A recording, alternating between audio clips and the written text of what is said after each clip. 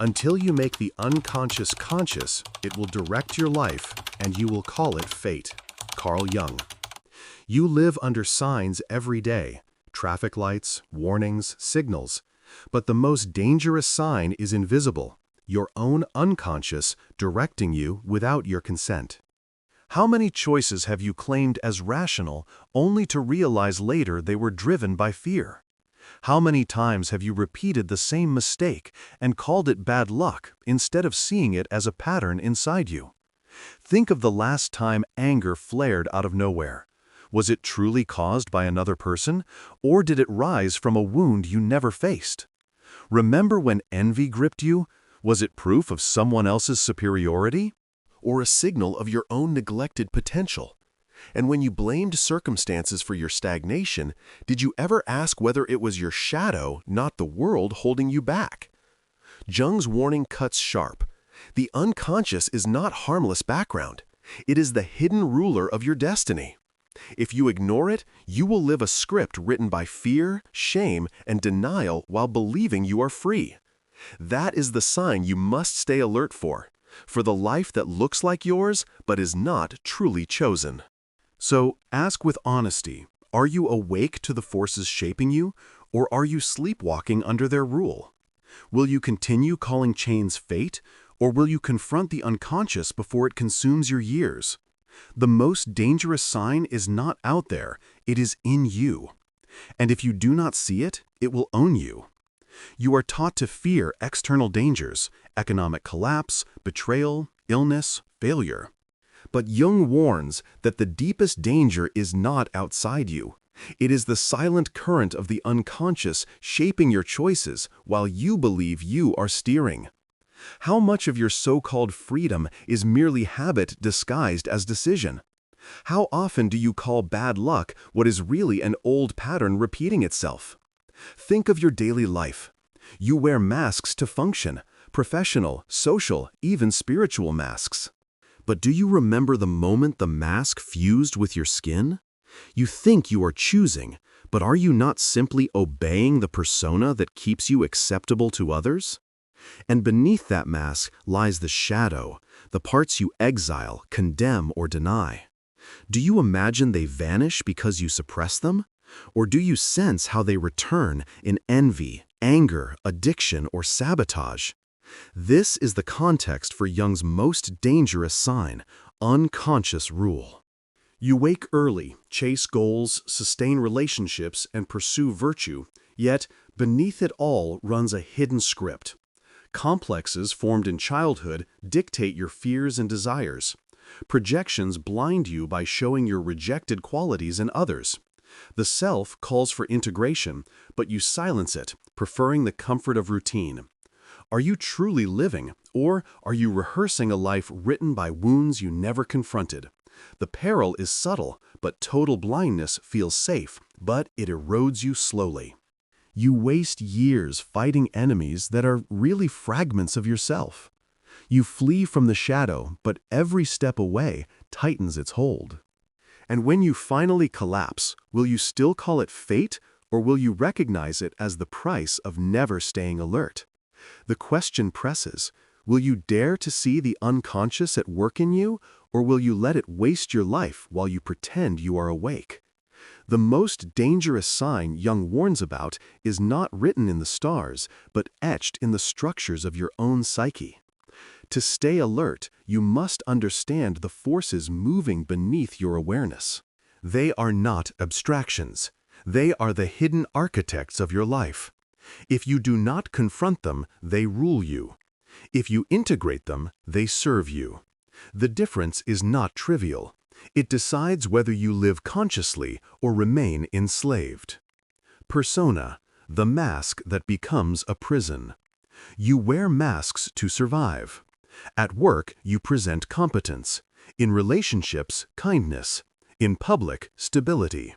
These masks are not lies, they are necessary. But ask yourself, when did the mask stop being a tool and start becoming your identity? How much of your day is spent maintaining appearances rather than expressing truth? The danger of persona is that it hardens. You forget that you are more than the roles you perform. And when life shifts, the mask cracks, leaving you terrified because you no longer know who you are without it. Shadow, the exiled self that returns in disguise. Every impulse you condemn, anger, envy, lust, laziness, you exile into the shadow. You imagine you have rid yourself of them, but they do not vanish. They wait. They return, in projection, in sudden outbursts, in addictions you cannot explain. Ask how many of your enemies are really mirrors of yourself. How often do you despise in others what you secretly fear in your own soul? The shadow is the most dangerous sign precisely because it hides beneath denial. You can build an entire life fleeing it, yet every step away binds you closer. Complexes, old wounds, rehearsed as present choices. Your past is not gone. It lives inside you as complexes. A word, a tone, a glance can ignite them, pulling you back into old wounds. You think you are reacting to the present, but you are reliving the past. How many times have you sabotaged opportunities because shame whispered the same script it did in childhood? How many relationships have you distorted because fear of abandonment or punishment still ruled you? Complexes are dangerous because they blur time. They make yesterday dictate today while you call it reality. Projection blindness masquerading as clarity. What you cannot face in yourself, you see in others.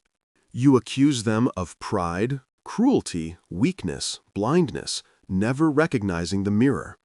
Ask how many judgments you hurl outward are confessions you refuse inward. How much energy do you waste attacking shadows on others instead of confronting them in yourself? Projection keeps you asleep. You rage at what you see out there while the true battle rages in here. Until you withdraw your projections, you will keep mistaking self-avoidance for moral superiority. The self, the call to wholeness you resist. At the center lies the self, not the ego you defend, but the whole you are meant to become. It unites persona, shadow, and all fragments into proportion. But you resist it because wholeness demands surrender. To follow the self is to accept discomfort, solitude, even exile from the collective dream. Are you willing to leave the safety of illusion for the danger of integration? Or will you keep hiding behind masks and projections, calling half a life enough? Jung insists individuation is not optional. Refuse it and you breed neurosis. Accept it and you finally live as yourself. The danger of these foundations is simple. Each piece of your psyche can either serve you or destroy you. The persona protects but imprisons. The shadow conceals but erupts. The complex repeats but blinds. Projection accuses but misleads. And the self calls but terrifies. Which of these forces do you see clearly, and which are you still pretending do not exist? Which of them are you serving, and which are already consuming you in silence? The most dangerous sign is not failure, not rejection, not external catastrophe. It is the unconscious, alive, unacknowledged, directing your life while you call it fate. And unless you stay alert to these foundations, you will keep mistaking chains for choices, wounds for destiny, and blindness for peace. The question pierces, will you let these hidden forces rule you, or will you face them, integrate them, and finally rule yourself? The most dangerous sign Jung warns about is not abstract. It is written into the texture of your daily life. You imagine it as something rare, dramatic, catastrophic. But the truth is harsher. It shows itself in ordinary patterns, so ordinary you barely notice. Yet every routine, every reaction, every habit is a mirror of unconscious rule. If you stay blind, you will call it just life, while it devours the years that could have been yours. Work, success built on emptiness. You wake early, drive yourself harder, measure your worth in productivity. Outwardly, you seem disciplined, but inwardly, exhaustion corrodes you. Do you ever ask why your work feels more like compulsion than calling? You tell yourself you are ambitious, but is it not fear of inadequacy that lashes you forward? When deadlines pass and promotions arrive, do you feel whole or only briefly relieved before the same cycle grips you again? The unconscious writes this script. A complex from childhood whispers that you are never enough, so you build towers of labor to silence it. But no tower satisfies the wound. Relationships demanding what you deny. You call others selfish, cold, unreliable. You demand purity, honesty, devotion. But are you not projecting what you refuse to face in yourself? How many arguments erupt not because the other betrayed you, but because their flaws mirrored your own hidden shadow? You cling to partners, friends, even children, not out of love alone, but out of fear of abandonment carried from your earliest years. You accuse them of failing you, but is it not your complex that scripts the drama? Ask yourself, how many relationships have you poisoned by refusing to admit that what you condemn in them is also alive in you? Body control that masks fear. You force routines, diets, training schedules. You call it discipline, but beneath it lies terror, fear of decay, fear of weakness, fear of being seen as inadequate. Every skipped workout floods you with shame. Every indulgence feels like collapse. Is this true health, or is it slavery disguised as virtue? The unconscious sign is clear. You have turned care for the body into punishment of the self. What you repress, your need for rest, pleasure, proportion, returns in binges, burnout, or collapse. You think you are in control, but are you not ruled by what you exile? Culture outrage that hides avoidance. You denounce corruption, greed, hypocrisy in the world. You rage at politicians, celebrities, neighbors. But how much of this outrage is projection? When you condemn their arrogance, is it not because you secretly fear your own pride? When you accuse them of dishonesty, is it not because you avoid your own hidden compromises? Outrage feels righteous, but it blinds you. Ask yourself, are you truly fighting evil, or are you fleeing your own shadow by attacking others? Until you withdraw projection, your moral battles may only be self-avoidance rehearsed in public. The ordinary mask, calling blindness normal. The most dangerous example is also the most subtle daily conformity. You wear your persona to work, to family, to friends. You smile when hollow, nod when resentful, pretend when despairing. Everyone praises you as stable, reliable, successful. But in the silence of your own mind, do you not feel the gap, the unlived life pressing against the walls? You call it fatigue, midlife crisis, boredom. Jung calls it the unlived life, and he warns what you refuse to live will return as illness of the soul. Are you alert enough to see it, or will you keep numbing it until the years are gone? The danger is not in one arena, but in all. Work becomes compulsion, relationships become projection, the body becomes a battlefield, culture becomes scapegoating, and the mask becomes your face. Each is ordinary, each is praised, each looks like responsibility, but beneath them runs the same unconscious current. You call it discipline, morality, ambition, duty. But is it not simply blindness rehearsed daily?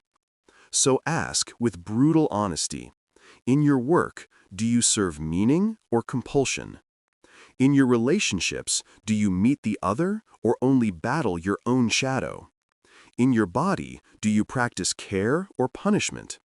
In your culture, do you seek truth or projection? And in your very self, do you live authentically? Or only wear masks until the day you forget they were masks at all? The most dangerous sign is not dramatic failure. It is the ordinary life lived unconsciously. It is the slow erosion of authenticity disguised as success.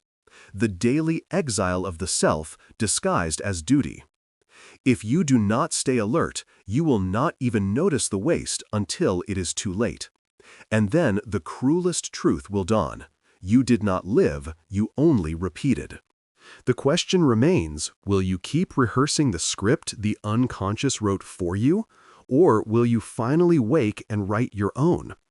The unconscious does not attack you directly. It works through mechanisms so ordinary that you mistake them for your own will. To stay alert, you must see how these forces operate beneath the surface. They are not accidents, they are systems. Each mechanism keeps you blind, each disguises slavery as freedom. The question is whether you will name them before they consume you. Psychological denial that strengthens what you flee. You believe you can bury unwanted truths and silence them by sheer will. But repression does not erase it, it multiplies. The shadow you exile only gains power in the dark. Think how many of your strongest outbursts, rage, envy, despair, have erupted from the very traits you swore you did not possess. You run from them, but every step deepens their grip. Ask yourself, what do you most deny in yourself, and how often does it return in disguise? Denial is not protection, it is an invitation for the unconscious to rule. Emotional repression that breeds distortion. The feelings you refuse, fear, grief, desire, do not vanish. They twist themselves into anxiety, bitterness, or compulsion. How many times has your anger been disproportionate because it carried years of ignored grief? How many times has envy gnawed at you, not because others had more, but because you silenced your own longing? Every repressed emotion becomes a distorted signal. Instead of guiding you, it misleads you. Are you alert enough to recognize that your feelings are not random, but messages from the unconscious demanding integration? Cognitive thought patterns that obey the past. Your mind believes it is rational, yet most of your reasoning is just the unconscious rehearsing old scripts. Complexes dictate your logic. A childhood wound whispers, "You are never enough," and suddenly every decision bends to prove or disprove it.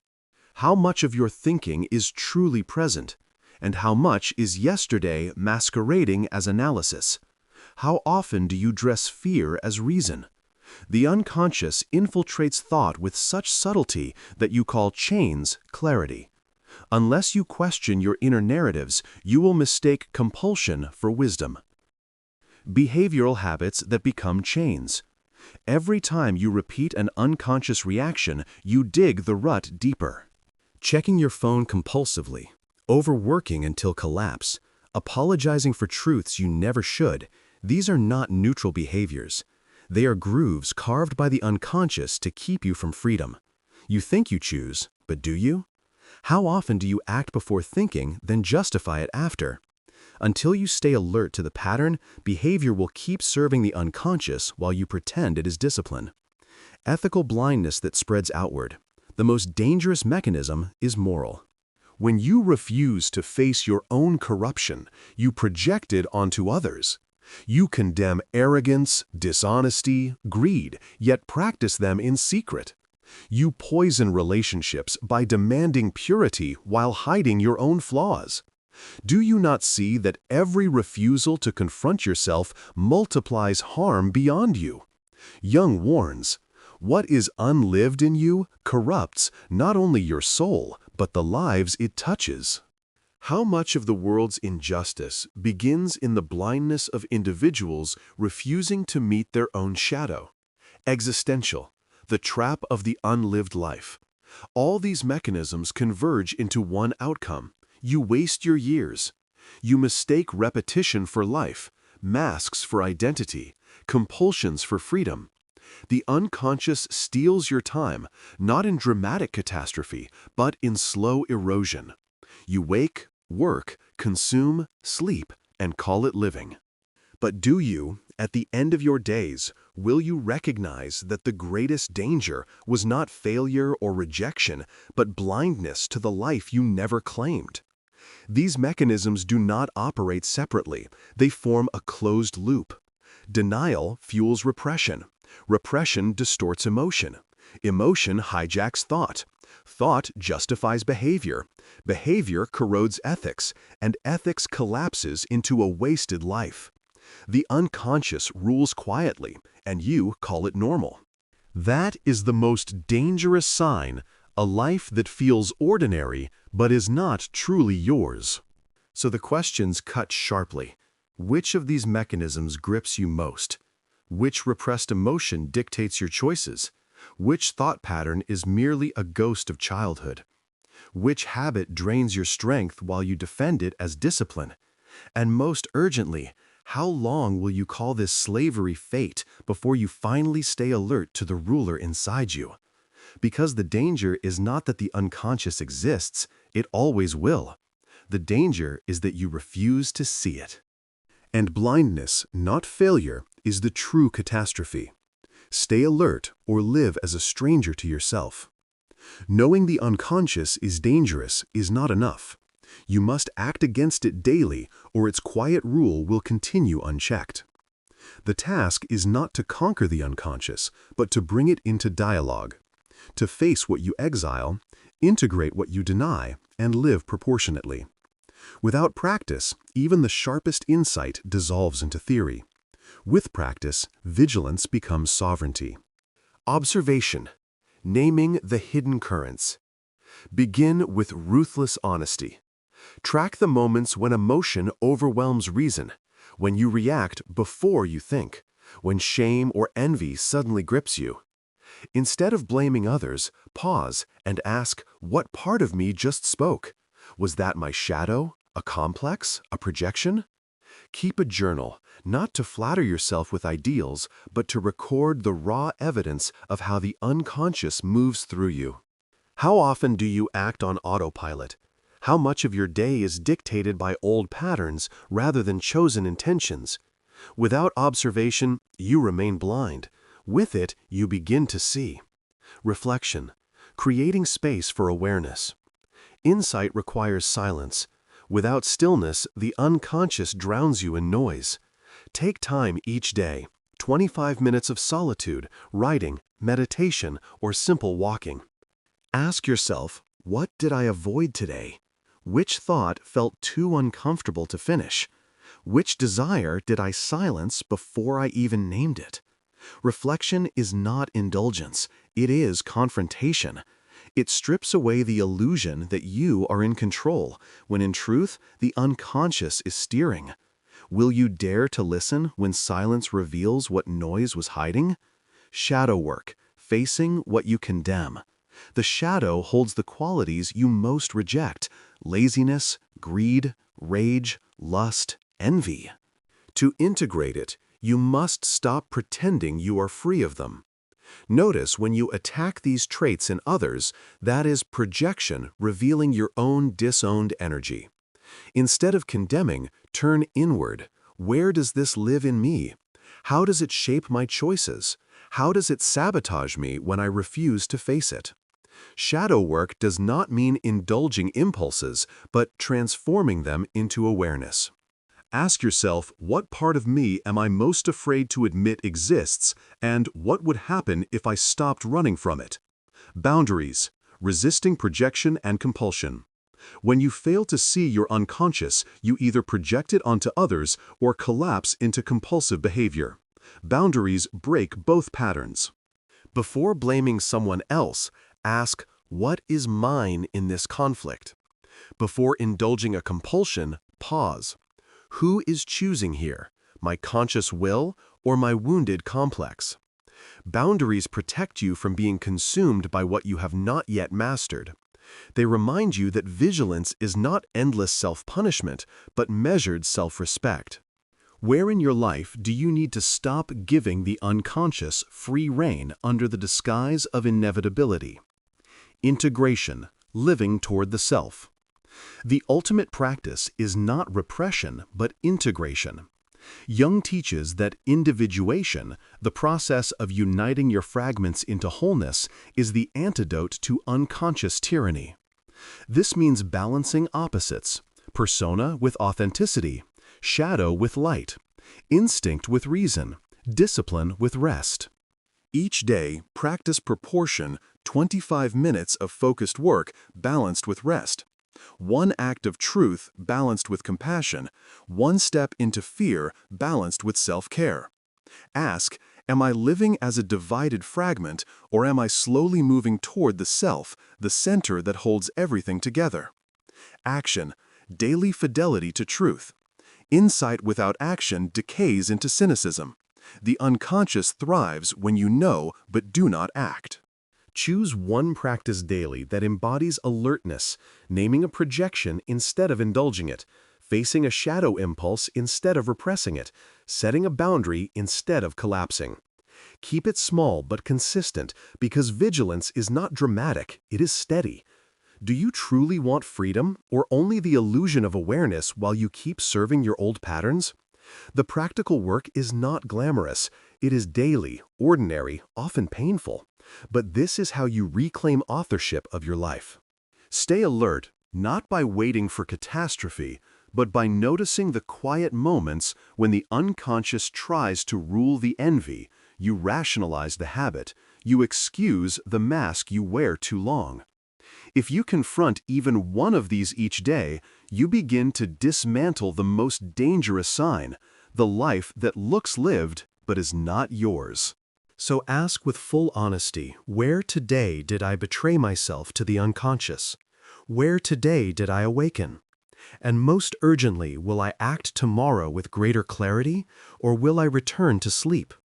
Because the unconscious never stops moving. The only question is whether you will stop pretending you do not see it. The most dangerous sign is not an omen in the sky, but the silent script of the unconscious directing your life while you pretend to choose. Jung's warning echoes: what you repress rules you, what you integrate frees you. You may spend decades wearing masks, projecting blame, repeating wounds, and mistaking chains for destiny. But ask yourself now, how many more years will you surrender to blindness before you call it what it is: self-betrayal? To stay alert is not paranoia, it is responsibility. Every time you refuse to face your shadow, you hand over power to it. Every time you excuse compulsions as habits, you forfeit freedom. Every time you condemn others instead of owning your projections, you deepen division within and without. How many of your conflicts, failures, and disappointments are not accidents, but the direct result of unconscious rule? And if you see this, how long will you delay before acting? The path forward is merciful but demanding. Observation exposes patterns. Reflection gives space for truth. Shadow work integrates what you exile. Boundaries prevent collapse, and daily action transforms insight into sovereignty. None of this is glamorous, but all of it is necessary. Do you want to keep rehearsing the script of your complexes, or will you write your own? Will you keep numbing yourself with distraction, or will you dare to face what truly drives you? The call is urgent. Stay alert. Begin today with one act of conscious confrontation. Name a projection, face a shadow, resist a compulsion, or sit in silence until the mask cracks. Small steps repeated daily dismantle the rule of the unconscious. The danger of blindness is total, but so is the freedom of sight. The only real question is whether you will keep living as a stranger to yourself or finally claim the life that was always yours. Stay alert, because the cost of sleep is your soul.